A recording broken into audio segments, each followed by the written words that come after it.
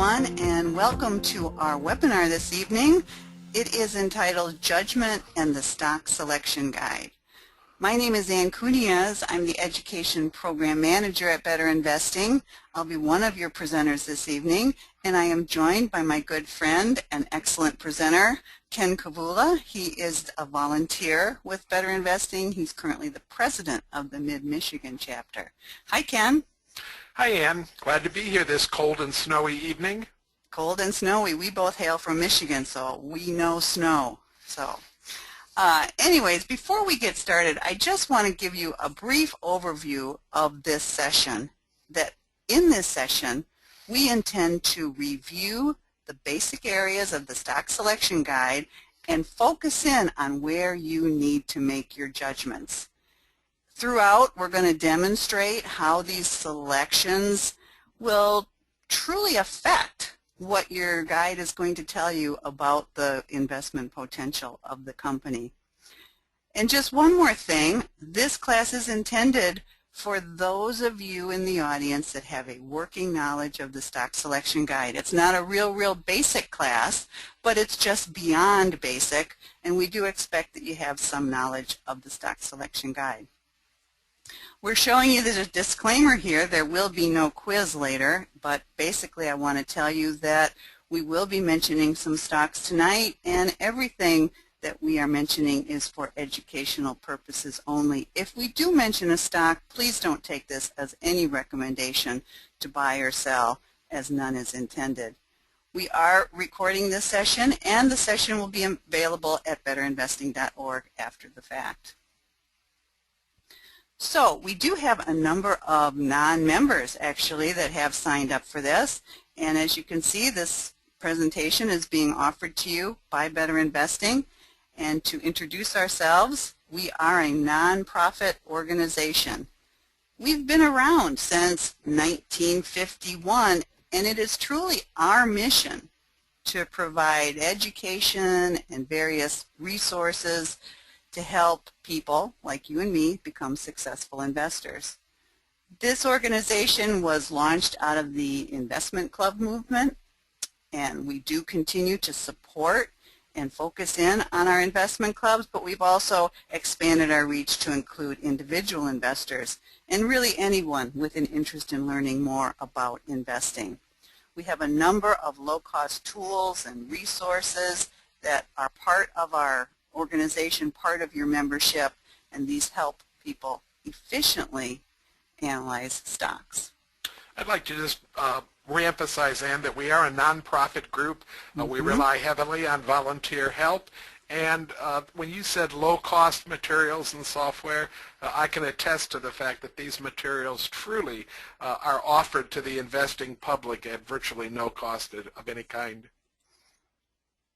So for a quick overview of this class, as I stated earlier, we do intend this class for those of you that have a working knowledge of the stock selection guide. So really, if that's you, this will mostly be review for those of you in the audience.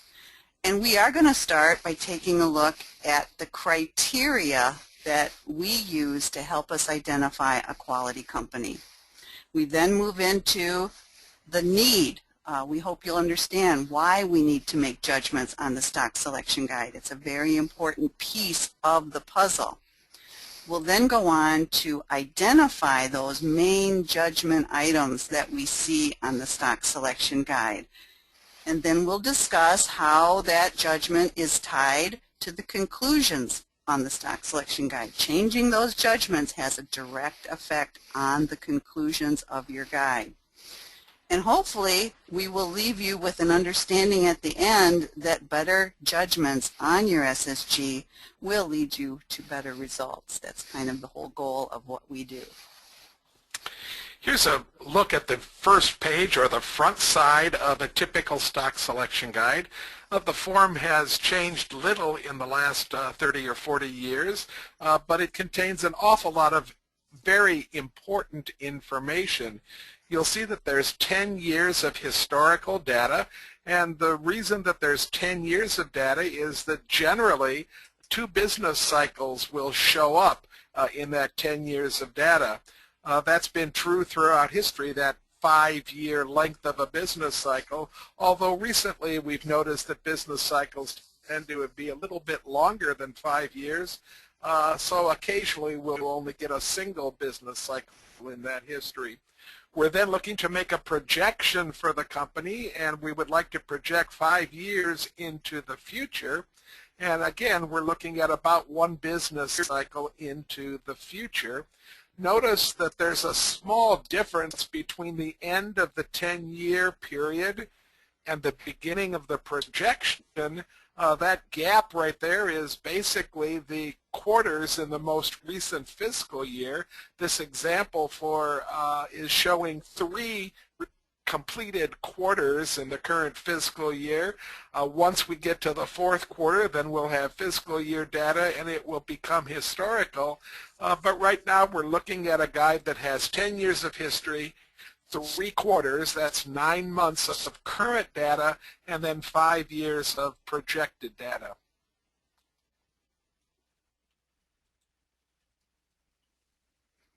Now, Ken just used a term that may be new to some of you, and that's this term business cycle. And so what we've done here is, this is a graph. We didn't do this. We didn't source this. I don't remember where we found this, but it's a nice little chart that just basically shows what we mean by a business cycle. And you can kind of think of it as the ebb and flow, the natural ebb and flow of the economy. Across the bottom, that's showing a period of time. As Ken said, somewhere between 5 and 10 years is typically the time period between one peak and the following peak of a business cycle. But we're just seeing here, and if you start all the way to the left, you're seeing the peak.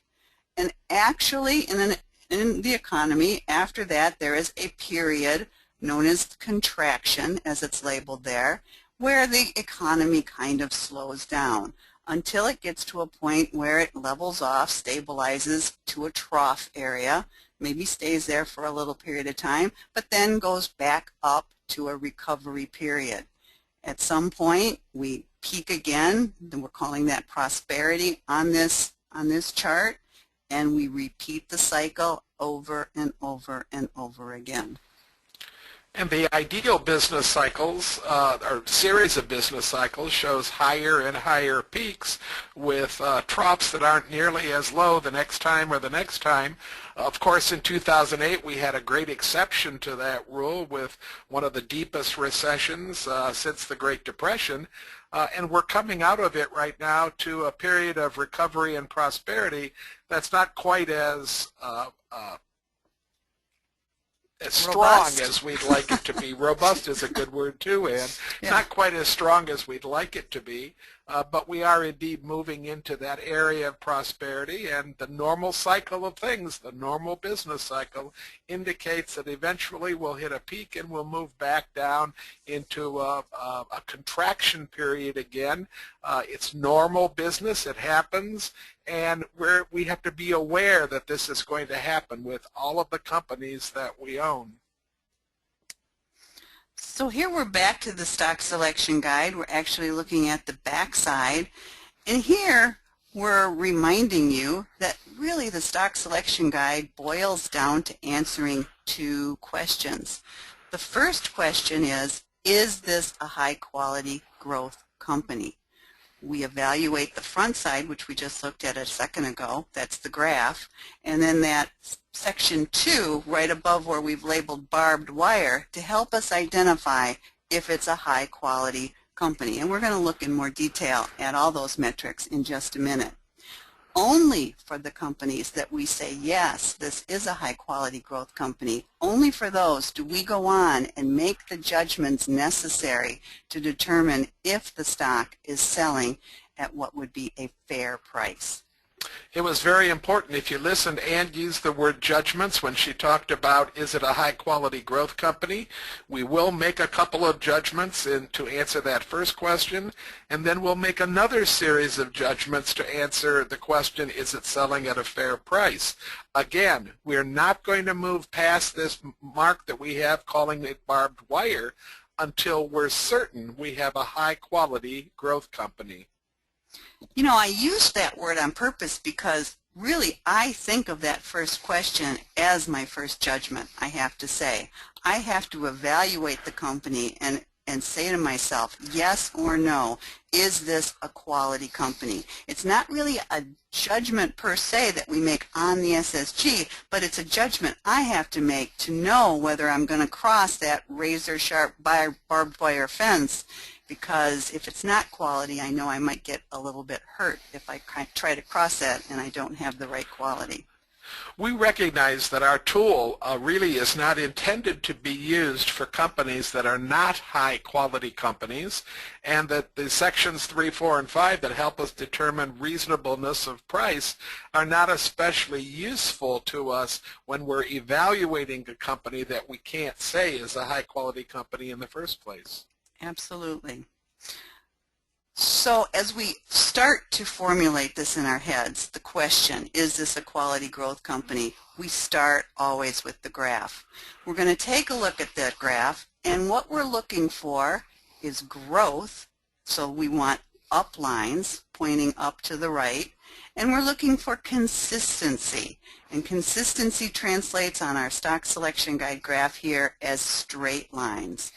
And all other things being equal, we want parallel lines, meaning that our sales and our earnings are growing in tandem. That's the ideal situation that we're looking for in a high-quality growth company, up, straight, and parallel. Those three lines that we're looking at, the green line is sales, sometimes called revenue. The pink line is pre-tax profit, how much profit the company makes before it pays taxes.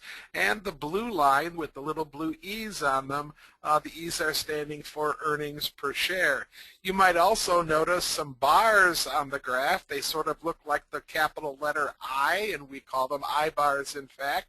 And that represents the high and low price from each of the fiscal years, and there's one dot for every single fiscal year in each one of the three lines. You'll notice on the very last I bar, it's in the current year, and there's a little red slash on that I bar indicating the current price at that particular time. And I will point out that that we were just looking at is kind of the model that we're looking for. I mean, it wasn't perfectly up, straight, and parallel, but it was pretty close. This, in comparison, is not the model we are looking for.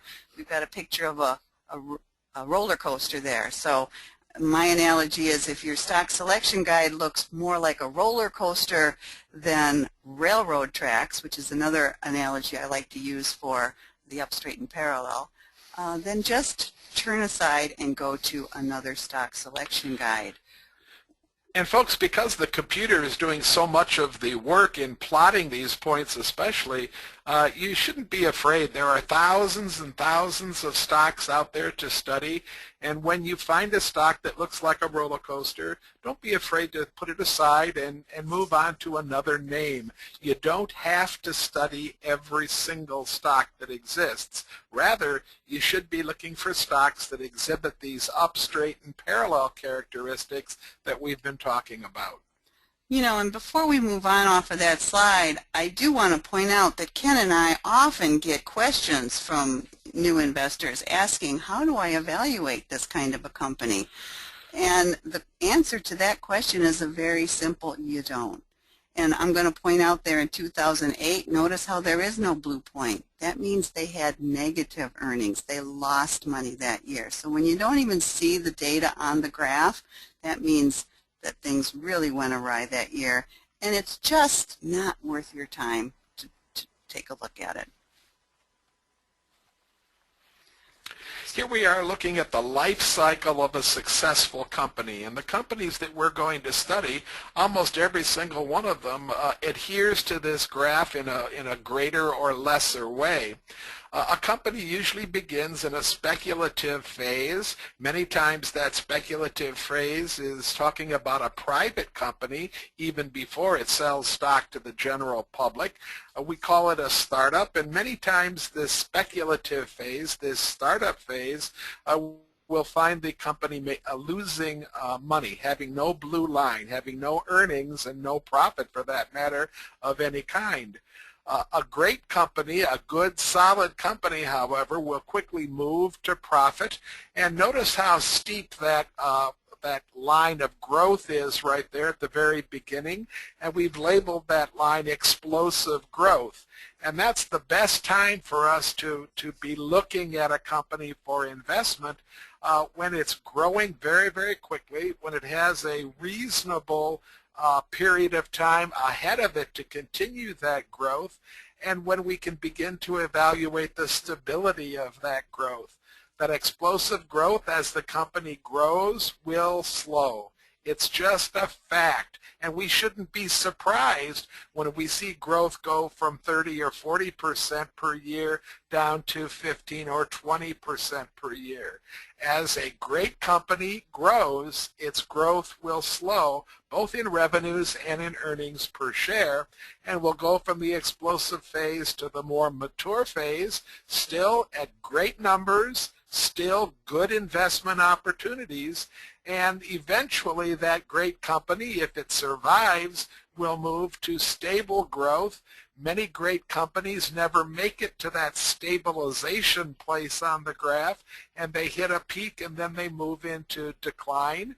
But many other great companies hit that stabilization phase. They continue to grow, albeit much more slowly, and there's still opportunity for investment even during that stabilization phase. But again, the greatest opportunity for investment is when the company is growing explosively or when the growth has slowed, but we're still getting good, solid, healthy growth in a great, mature company.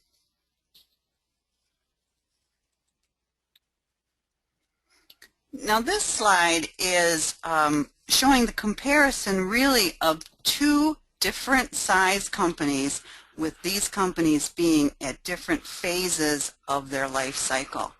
The one at the top is a medium-sized company. It's growing very robustly, more than 40% sales growth. You can see there is a slight slowdown in the line, meaning as you see the slope of the most current 4 years is a little bit slower than maybe the earlier years. So there is some slowing going on, which again, as Ken said, is natural, it's expected.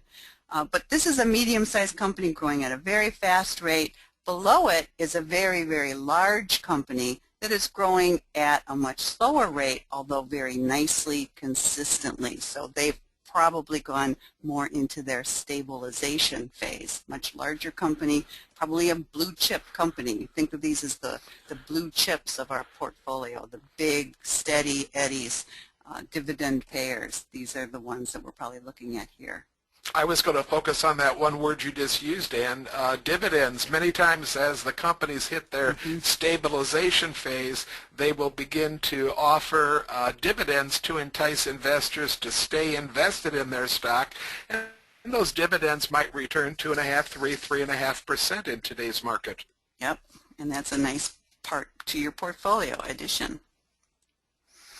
How about these two graphs? Here's a nice example in the bottom left-hand corner of a company that was exploding in the early part of this decade, 2003, 2004, up through 2006 or 7 perhaps, and then we see it beginning to slow down a little bit. That is still great growth. From 2007 through 2011 for this company, but it's not growth at 60%, which is the average growth that we see on this graph over these 10 data points. This is to be expected. We will see small companies as they mature and become medium-sized companies. We will see their growth grow from explosive numbers in the 50s and 60s and sometimes higher. We'll see those numbers begin to shift downward. We're still probably looking at growth in the somewhere between 15 and 25% as we see in the most recent 4 or 5 years. Up in the upper right-hand corner, we're looking at a growth that is still exploding. It's still growing at a nice, consistent ratio. We don't see any appreciable slowing for any appreciable amount of time. A couple of hiccups in earnings back in 2003 and but then a real big speed up, a little bit of a slowdown, and then a huge speed up, and then some real great consistency from 2006 onward, explosive growth, and eventually we will expect to see this company slow down, because any company, as it grows, its growth will slow both in revenues and in earnings per share. Absolutely. And one other point I'm going to make is that when you see slowing growth, you're going to want to measure that. Now, we're not going to get into any tools talk tonight, but when you're analyzing companies where you see some obvious slowdown in the growth, you're going to want to measure that rate of growth and determine, what that is. It's not 60% anymore, so what is it? It still looked pretty good to me, but you're going to want to measure that, and the tools do make it very, very easy for us to do that. Now, as we're looking at another graph here, I want to encourage you, when you are looking at these graphs, to kind of ask the questions. Have a dialogue with yourself, such as Ken and I have been doing when we've been reviewing these few companies. Ask some questions. First thing you're going to want to note on the company is, what size is this company? We measure the size of the company by the number of annual sales the company has. And as a review, under $500 million in annual sales is considered a small company. Over $5 billion in annual sales is a large company, and everything in between that would be medium. So looking at this, looking at our data, I see in the most recent year $25 billion in sales. This is a very large company. We're going to ask ourselves, how consistent are those sales and earnings? I'm seeing nice consistent lines here. Again, looking over the long-term trends and looking for some recent trends. Has anything changed? Do we see a slowdown in the most recent years? And I compare the two growth rates between the sales and the earnings. How do they compare to each other? Are they kind of in tandem, or are they widely diverging?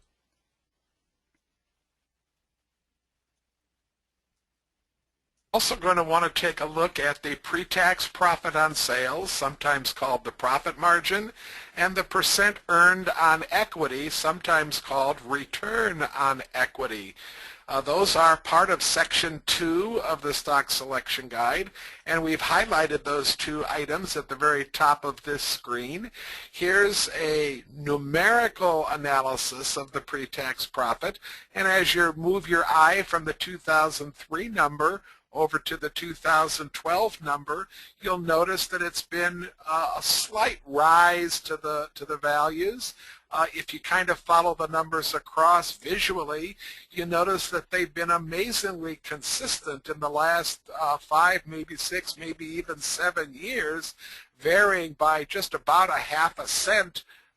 So we're looking very carefully. We're seeing a company that's maintaining a very consistent profit margin, pre-tax profit margin on sales. And this is telling us that management is doing a great job in moving money from the top line, that's the revenue line, to the bottom line, that's the earnings line. This is an example also where industry comparisons are going to be extremely valuable. We're going to want to know what's an average profit margin for other companies in the same industry as the company we're looking at, because that's going to help us evaluate whether these numbers are good or bad. A 13% profit margin when everybody else is doing 18% is not a very good number, but a 13% profit margin when everybody else is doing around 10, that's an excellent number. The orange color of the trend graph off to the far right on that line is showing us a pretty stable set of values. When we're looking at percent earned on equity, again, follow with your eye, especially focusing on the last 5 years, the ones with the greenish color background. You'll notice that from the low of the recession with a 15% return on equity, we've been increasing for the last 5 years. That's what the green color of the graph is indicating. And the most recent year at 21.6 is certainly beating the 5-year average of 18.4. A good number for return on equity is 15% or better, and 20% or better is a great number. Remember that return on equity basically means how much did you grow the total value of the company during the particular fiscal year you were looking at. You could do that personally by taking your net worth on January 1st and then taking your net worth again on December 31st of the same year, and then asking yourself, what was my percentage growth during that year? That would be your personal return on equity. Any one of us would be extremely happy with 15% growth, and I think we'd be out dancing in the streets if our growth were 20% or better. Right, Ann? I bet we would. I would. I know that. There's one other metric that we do like to look at when we're evaluating management, and that's what these metrics really all do. They help us evaluate how good of a job management is doing, and that is debt. Debt to capital. Debt as a percentage of capital. We look at this number on an annual basis up in the Evaluate Management section. And here, a rule of thumb that we're looking for is that the percentage debt to capital should be less than 33%. Now, I'm going to point out that's a rule of thumb that applies to many companies, many industries and sectors such as retailers and manufacturers. That's probably a good rule of thumb. But there's other industries, maybe such as banks, where you have to consider other industry averages because it might be very common for them to hold a lot more debt. So you can't use this rule of thumb as cut in stone, but it's a good one to get started with. So we see a trend up in section 2, the Evaluate Management, an annual trend. The red indicates that debt is increasing, so it's a little bit of a red flag, a warning, watch out, debt's increasing. I'm not too concerned though because the number is so very, very low. On the very front of the SSG, you're not going to see this really in the current data on the tool itself, but in the printed form you will see the very current debt to capital ratio, and you see that's 10.9%, very similar to what it was in the 2012 period for this company. If you're unsure about whether this rule of thumb is going to work for your industry, look at 3 or 4 companies from your industry. If they're all carrying debt, above 50 or 60%, chances are that the debt in that industry is an outlier to our rule. Home builders, for example, you'll find that almost all of them carry considerably more debt than 33%. But as a general rule, people that offer services and people that sell things usually should be carrying debt to capital ratios of 33% or less. So before we leave our quality discussion, let's just have one more little maybe review and have a little discussion. How would you evaluate this company? And we've presented the graph with the particular growth rates down there below. So you can see for this company, sales have grown at about 16%. Earnings have grown over the complete 10 years at 17.6%. We've got our pre-tax profit numbers there about even. If we read through the numbers there and kind of look at our little trend indicator, return on equity, excellent. I've just already chimed that in. Excellent numbers there at a 30% average, approximately 29, and all this with no debt. Let's go back and review the graph. Ken, what do you think about that graph? Well, if we were in one of the Mid-Michigan model clubs right now, Ann, everybody'd be smiling and a couple folks would be chanting up straight and parallel, because this is exactly the kind of graph, the kind of model company that we're looking for most of our investments. The lines are amazingly consistent. They're definitely moving in the right direction, in the upward direction at a pretty good clip. And I like it when they're relatively parallel, because that means that the company's not trying to play games with me by buying back shares or doing really odd things.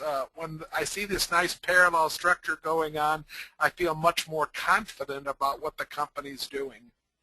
And I do know they do like to chant up there in mid-Michigan quite a bit. So one observation I would add to that is that it does appear to me that the growth is slightly slowing. We're seeing a little bit of a slowdown in the most recent few years, and it still looks like it's good. I would definitely want to measure that, and that's for another class, and we do talk about that in the Adding Judgment series going forward, but I'm going to remind everybody that as a company gets larger and more mature, it is reasonable and expected for that growth to slow. Yeah, Ann is saying that it's slowing. If you look real carefully, you'll see absolutely straight lines underlying the data. There's a straight green line underneath the green data line and a straight blue one underneath the blue. And if you'll notice, the last 2 or 3 years, the data line is a little bit under that trend for both of those, and that does indicate the slowing that Ann's talking about. Right. And then our other metrics, evaluating management, we've already kind of chatted through those a bit, but those profit margins are very nice and steady. Again, I would want to compare these to some other competitors in the same industry to see if this 33% is good, because I can't tell by just looking at that. It seems like a very good number, but I have to compare it to others in the same industry to know if this company is keeping their expenses properly under control and running their business efficiently as compared to others in the industry. I want to emphasize that what Ann's saying is something that you absolutely need to do, because a lot of times profit margins look pretty good until you look at the profit margins of some of the competitors to the particular company you're studying. I think you'd be amazed at profit margins in software companies, for example, and this 34.1% might be terrific, but if everybody else is doing 40, then you know the drill. It's not nearly as good a number as we thought it was. Right. And I've already commented on return on equity. I think that's a great number. It's not only increasing, it's above 20%.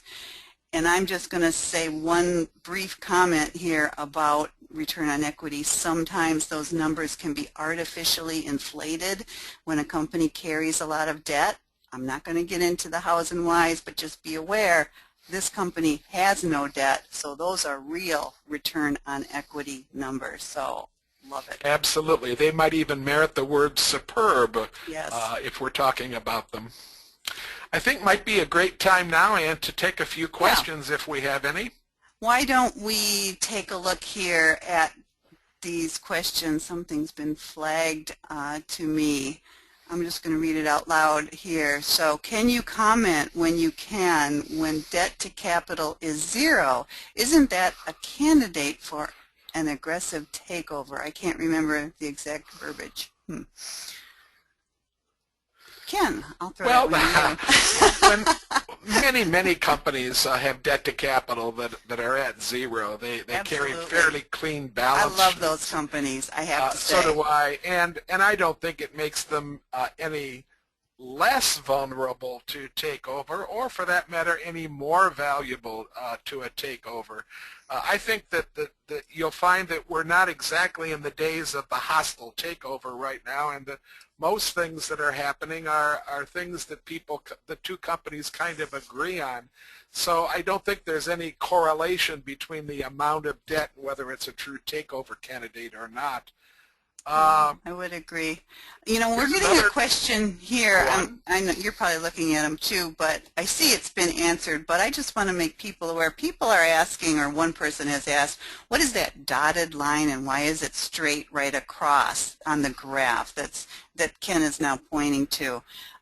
All that means is that this screenshot was made from a graph before any projections were made. We haven't added our sales and earnings estimates to this graph.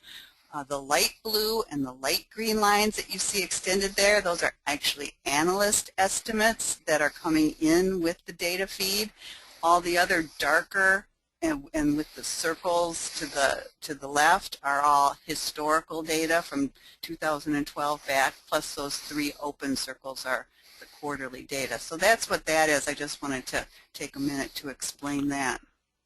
We're getting a question from Rocco, and he wants to know, would you look at a company with only a year or so of public data?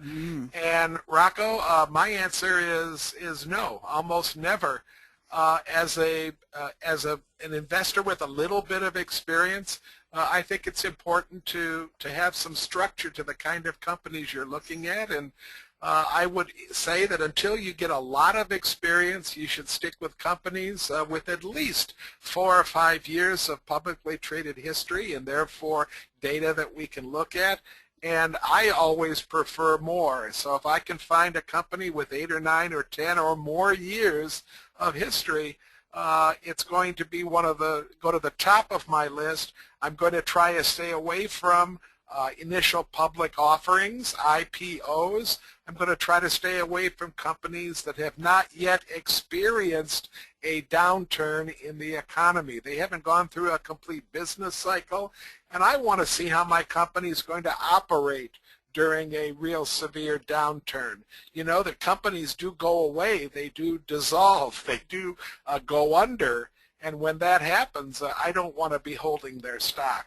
And it's really a good evaluation of the management, how they deal with a recession and a tough economy. So I agree 100% with Ken, and I'm just going to add one little tidbit to that. And if you are using a fundamental methodology, utilizing the stock selection guide, it's designed for these companies that have history, and it doesn't do well for a company.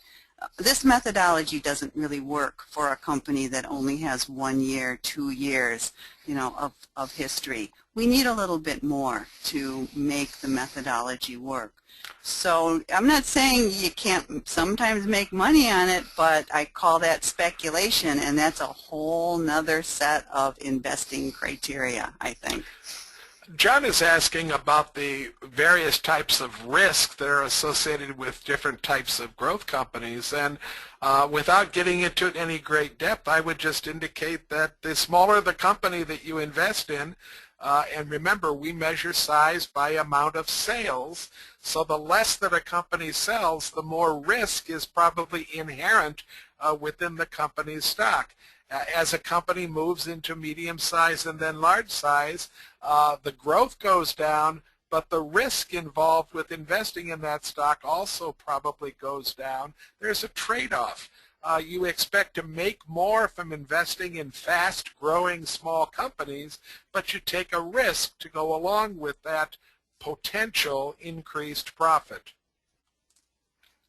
Okay, so there's still a few more questions. I'm going to ask the back room, and before we move on, I do want to thank the people in the back room. As Ken said at the beginning, we are nonprofit. We are dependent on the volunteers that help us out, and we have a number of volunteers here. In addition to Ken, who's volunteering his time, we have Arlene Skaggs, Charles Bard, Natalie Kavula, his better half, and Shanna Rendon. Thanks, guys. We definitely could not do this without you. So with that, let's move on. And I know that all of you would love to have us tell you everything we know about the stock selection guide in the next 26 minutes, but we're going to try to move on and complete our slides. We will take some more questions at the end of the session, I promise. Well, let's go back and remind you that we are trying to answer 2 questions on the stock selection guide. Question number 1 is, do you have a high-quality growth company? That little exercise we just completed before the question period basically showed us the characteristics of a high-quality growth company. They have a great graph that shows a lot of consistency. They have net profit margins that are either stable or increasing, and they have great return on equity numbers, at least at a mid-teens value or better. They're also showing us debt numbers that shows they have the debt under control, and that if bad times were to hit, the debt wouldn't take and completely swallow them up. The second question on the other side of the barbed wire fence is our company selling at a fair price? So once you say yes to the first question, then feel free to jump the fence or even cut the fence with a pair of barbed wire clippers. But if you have to answer no to that first question, please respect the fence and stop the study. Look at a different stock. I think I said before there's thousands of stocks out there to study. You certainly can find one that represents a high-quality growth company. And to determine if it's selling at a fair price, this is where we must apply our judgment. And this is a great quote from one of our very respected elder statesmen of our organization, Ralph Seeger. The stock selection guide is not a formula to be blindly followed. It is a guide to judgment, an aid to judgment, but never, I'm paraphrasing, a substitute for judgment. Great quote. Your judgment is absolutely required to complete a stock selection guide. There's nothing automatic about this process whatsoever. So where do we make some judgments? Well, our first two judgments comes in trying to determine what we think will be the growth rates for the next 5 years from the place that you're beginning. We're going to want to project a reasonable sales growth rate. Remember, sales and revenue mean the same thing. And we're also going to want to project a reasonable historical earnings per share growth rate. So we're considering history like we looked at before, and then everything to the right there, that's where we're making our future projection. This is, like Ken said, our first opportunities to apply our judgment. And and we're going to add research to the history. I'm just going to say that it's not just based on history. What we're skipping over here is how to make those judgments. That's not part of this class. We're going to identify the places we make the judgment and how they affect the stock selection guide. The how exactly we go about making the judgments, we have a series of classes coming up on that. But we want to remind you here that everything begins with sales. If you've ever taken an introductory stock selection guide class, you've heard this. Earnings follow sales, and ultimately stock price follows earnings. So once we make our projections, project our future growth rates for sales and earnings, we do that so that we can calculate, or actually the computer will calculate it for us, the projected sales and the projected earnings per share 5 years in the future. Here's an example of how we would make the projection. Notice that the computer is showing us the history. It's those solid blue dots on the earnings per share line. And the most recent fiscal year for this particular company brought earnings in at $3.44. If we decide that the company is going to grow at 15% per year, then we would take the 344 and multiply it by 1 plus the growth rate, or in this case 1.15, and that would take us from $3.44 to $3.96. Do it again for 2 years in the future, 3 years in the future, 4 years in the future, and 5 years in the future. Here's the actual calculation. For those of you that are engineers or lab rats in the audience, grab your calculators and give it a try. When you start at 344 and you multiply it by 15% growth for 5 years, you will end up at $6.92.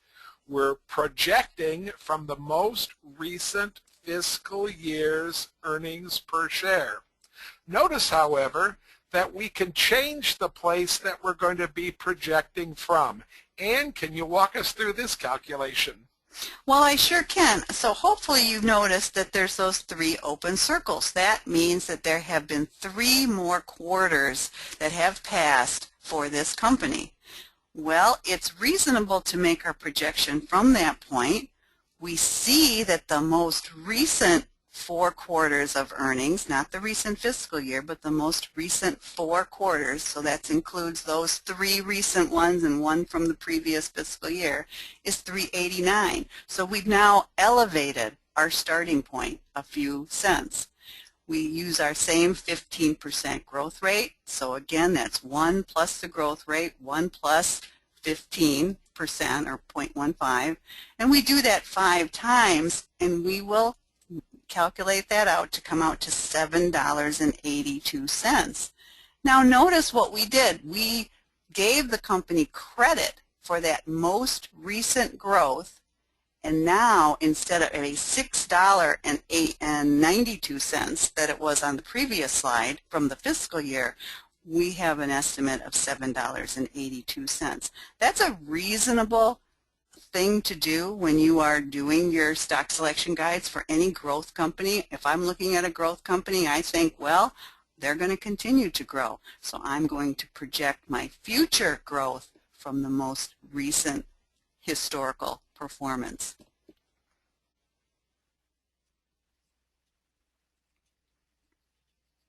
How do we calculate 1.15? I'm just reading the questions here really quickly. Miriam, when you are, this is kind of a little bit of a trick, okay? I mean, it's a mathematical trick, but when you're trying to grow any number by a percentage, maybe we had 100, and we want to grow 100 by 15%. Well, we can, in our minds, know that 15% of 100 is 15. So 100 plus 15 is 115. So we do the little shortcut and we say 1 plus the growth rate as a percentage. So if it's 15%, it's 0.15. So if you're growing at 20%, it would be 1.2. That's just mathematical tricks, and we're doing, not tricks, but we're doing the calculation. Rest assured, you don't have to do that.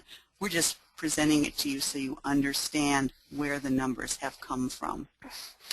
Here's a slide that's showing us exactly how we build the entire SSG based on our judgments, at least on the front page.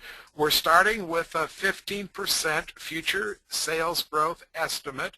How we came up with that judgment, that's the topic for a whole series of classes, our Adding Judgment series, which will begin in a couple of weeks.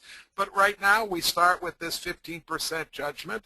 The sales number leads us to an earnings per share number. We've decided that 15% earnings per share growth is reasonable.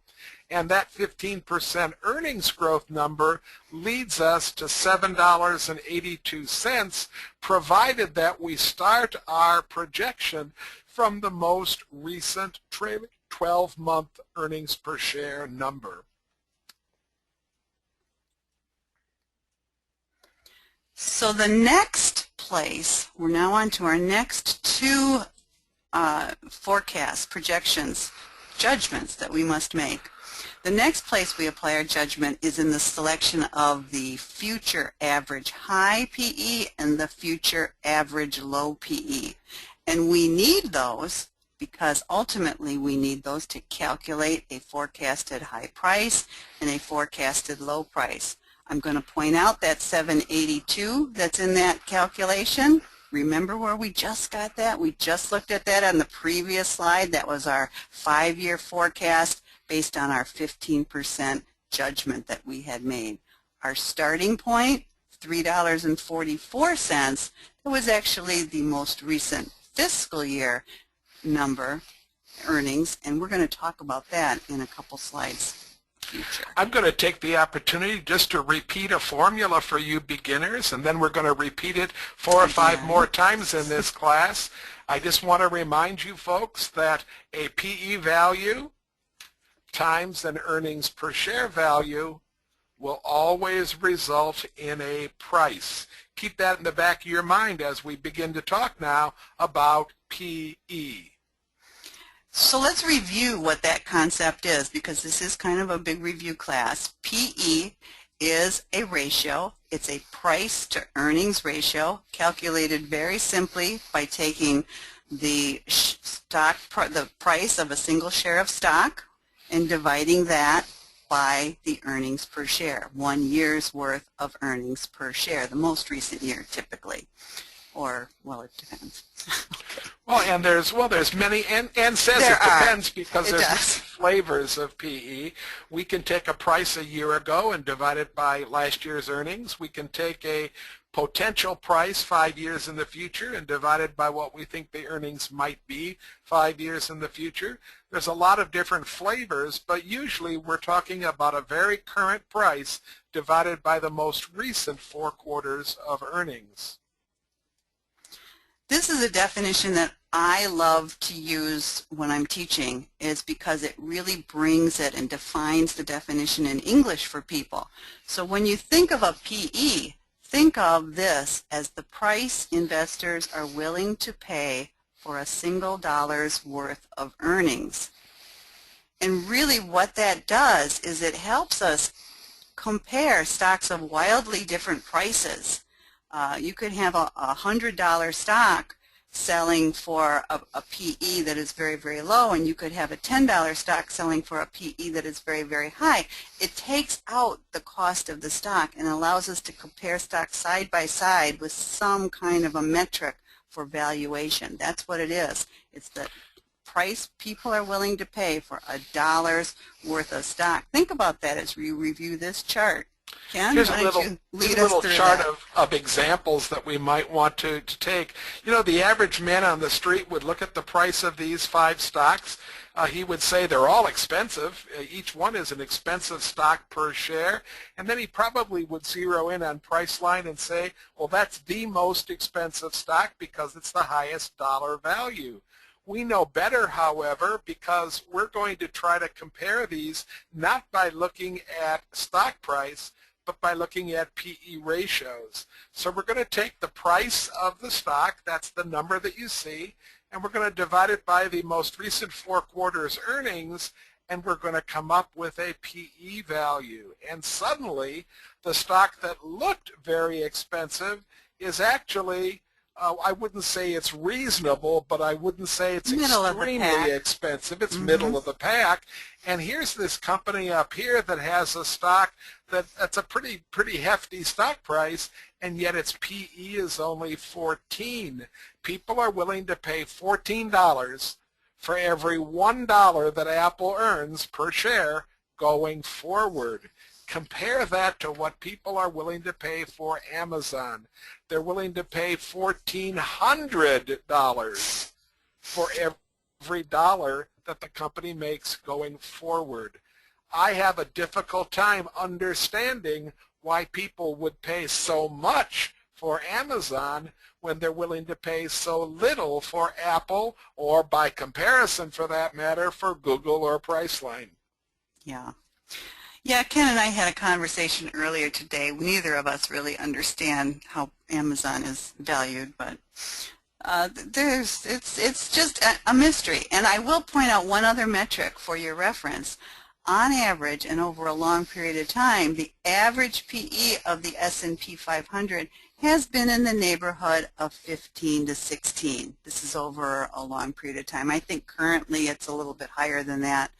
I think I've seen it 18 or 19 currently. Well, I hear many people right now and quoting a market average as somewhere in the high teens, depending on exactly how you calculate. How you're measuring that, right. 17, 18, 19 is probably a market average at the current time. Right. So keep that in mind as you're evaluating these, and just kind of know what an average or maybe a normal rate or PE might be. Well, here we are on the other side of the barbed wire fence, and our first job is to review the PE history. And if you'll look, we have a column of high PEs per fiscal year and low PEs for fiscal year. They're averaged, and yet if we look at the individual numbers, we'll notice that they're not sitting in some kind of a nice, neat pattern. In fact, they seem to move up to 2010, and that for this company, they're moving down. For this company also, we seem to have kind of bottomed out in 2008 till 2009, moved up, and now backed off just a little bit. How do you calculate these? Well, first of all, we should remark that we're also looking at payout ratios. That's how much of the earnings column, how much in this case of the $1.44 is being paid in dividend. Since the company pays no dividend, it has no percentage payout number to talk about. If we're looking at calculations here, we're looking at a low price from 2008 of 14.4 divided by earnings of $1.44 per share, and the 14.4 divided by $1.44 gives us this 10 value. Likewise, the 37.1 divided by $1.04 would give us 25.7. Here's another example of the same thing. The high price in 2010 divided by the earnings in 2010, giving us the high PE in 2010. The method is obvious. The averages are given to us. Here's trailing 12 months values right here for earnings, a very valuable number to have on the SSG. And again, current dividend, current payout ratio.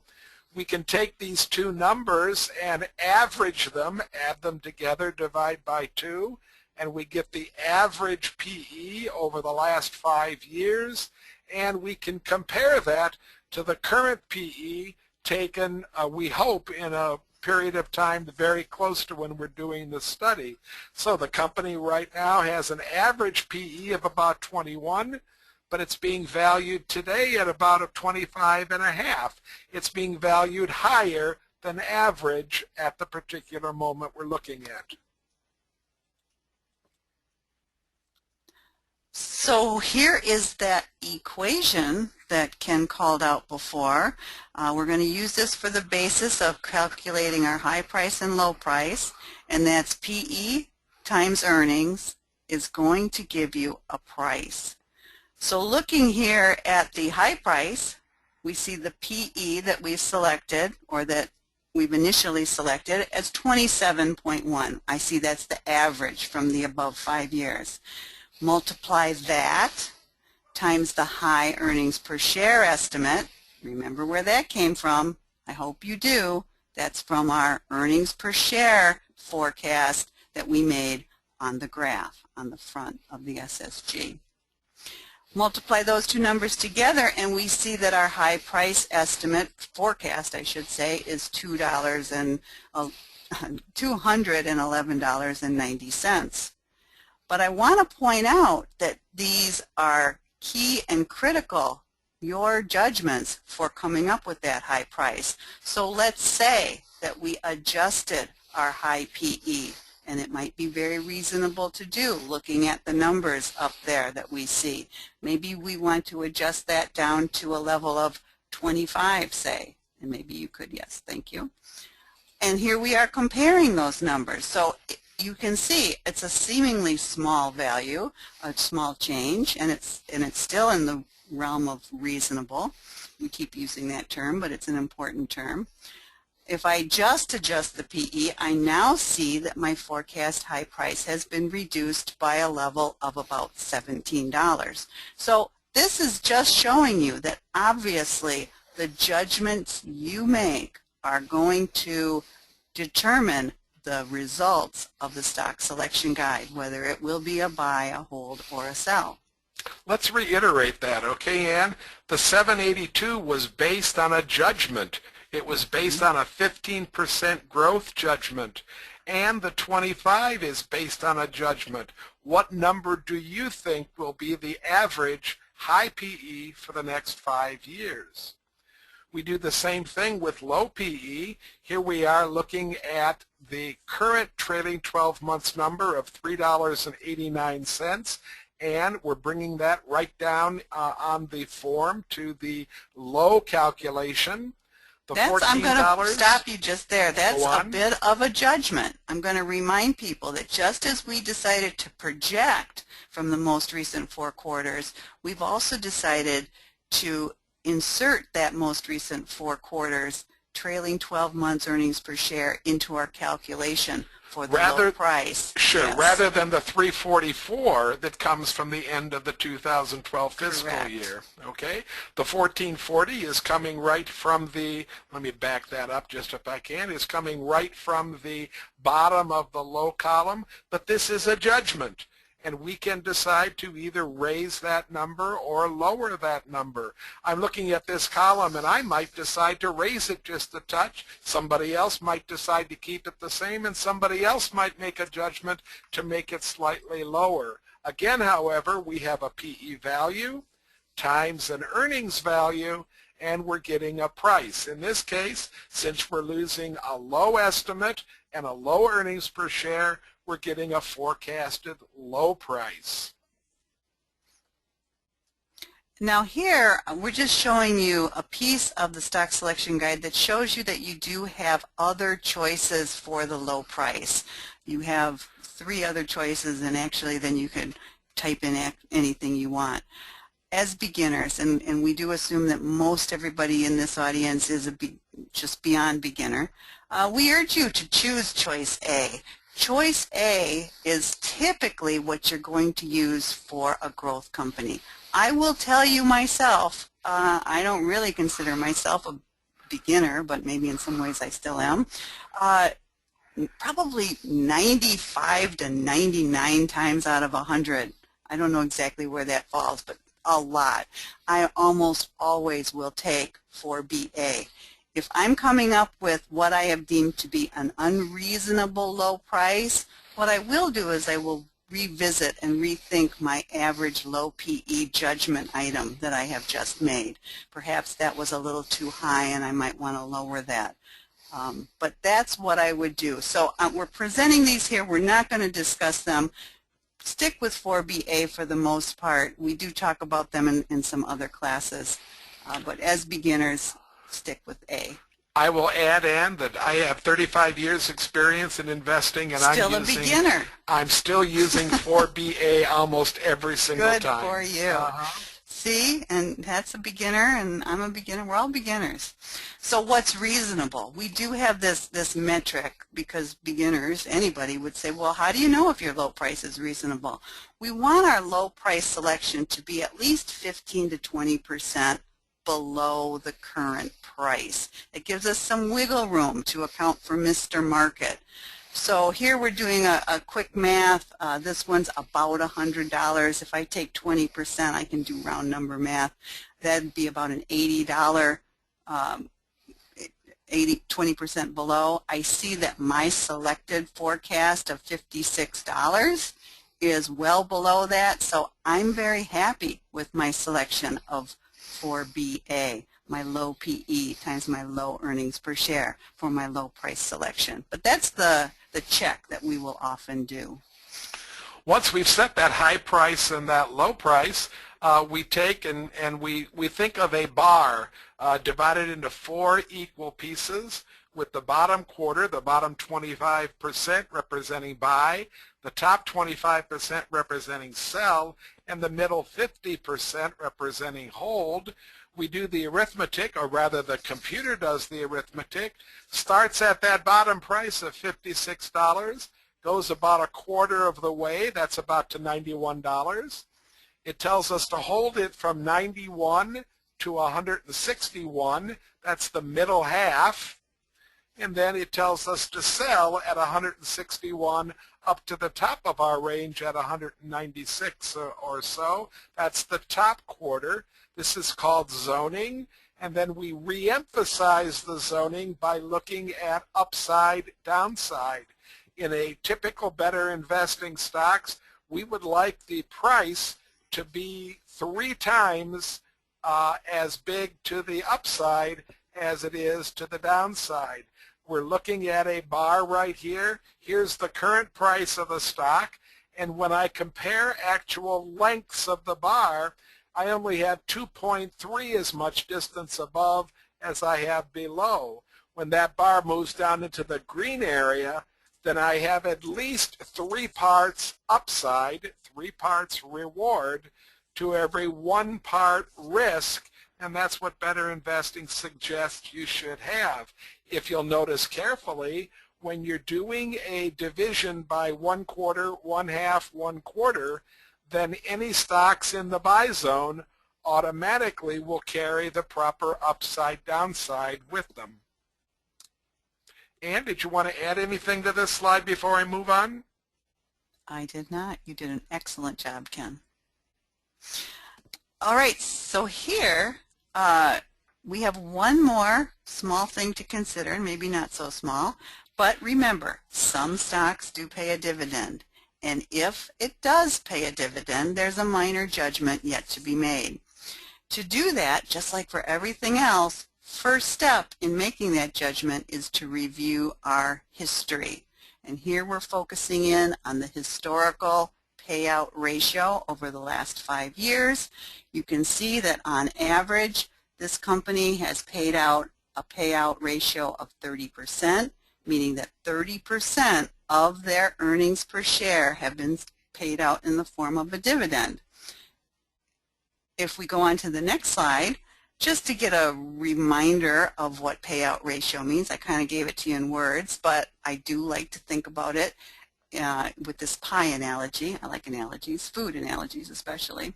If we think of that whole pie as all of the earnings and the slice that's going out of there as what was paid out as the dividend, and if that's 30%, that means that 70% of the earnings are being retained by the company, plowed back into the company, used to hopefully grow that company, grow future sales, grow future profits. That's the idea of the payout ratio. So we have to make a little bit of an estimate on Section 5. We've already determined our high price potential based on our previous judgments. And now we are going to make an adjustment or consider what we might be paying out for the payout ratio in the future. As you know, Ann, I don't think I've ever focused on the text box in the middle of this slide that says the last judgment. Maybe we want to change that just a little bit. But I do know that we're doing the final judgment when it comes to payout ratio. Is that better? Right, I'm not sure. I'm not sure either. When I look at these numbers for what payout ratio has been, I notice that the most recent 2 years are higher than that average, as is the current payout ratio, considerably higher than the average payout ratio. So that shows why I might want to adjust this away from the 5-year average. And in fact, we decided that we would want to adjust this maybe to 36. And that does make a small change. If you notice, we had a 2% average yield with that average payout ratio. When we go to the 36, it raises the yield to 2.4. It makes a difference, but not that huge a difference. That's why we call it a minor judgment rather than a major judgment. Gotcha. And as you notice, it is that small piece. And here we're reminding you on this slide that when we calculate our total return, it's made up of 2 pieces. The first piece is calculating the annualized appreciation based on the judgments we made on the future high price that we did up in Section 4. So that's 10.2, annualized price appreciation. We add to that the estimated or forecasted dividend that we expect to get from the stock in every year, add those 2 together to get our total return. Again, this is assuming that we are successful in making our sale at the high PE projection at that high price that was projected on the back of our stock selection guide. Now, I will also say that as beginners, you know, you're all kind of wondering, where do we get these judgment items? How do you make these judgments? How do I know? You know, your judgments will very well differ than mine. Ken and mine differ all the time, not greatly, but your results may vary. And the judgments you make are based on research, the analysis that you do on the company. And we're here to tell you that if you do better research and better analysis, you will end up with better stock selection guides. I know Mr. Rodan and the Thinker would like us to remember that all of this investing is based on reading and then thinking about what you read, and then finally analyzing, making a good analysis. Our goal is to train a legion of stock analysts throughout the country that can help manage their own money. That's the important thing, the judgment that I use to continue to volunteer for Better Investing is that I hope I'm helping a legion of investors manage their own money. Thanks, Ann, so much for the opportunity.